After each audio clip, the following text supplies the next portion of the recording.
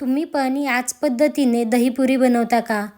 ती म्हणजे कशी चला सांगते. त्यासाठी एका भांड्यात घट्ट असं दही, चवीनुसार साधं मीठ, काळं मीठ, आवडीप्रमाणे साखर, 3-4 बर्फच्या क्यूब घालायचे.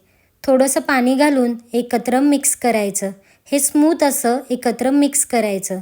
उकडलेला बटाटा कट करून घ्यायचा. मग यात आवडीप्रमाणे लाल तिखट, चवीनुसार साधं मीठ, काळं मीठ, जिरेपूड घालून एकत्र मिक्स करायचं.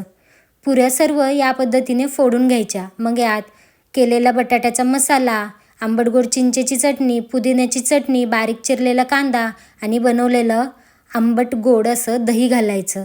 मग वरतून थोडंसं बारीक चिरलेला कांदा, टोमॅटो, किसलेलं बीटरूट, बारीक चिरलेली कोथिंबीर आणि भरभरून अशी बारीक शेव घालायची. आणि ते अजून चटपटीत बनवण्यासाठी वरतून काही मसाले घालायचे.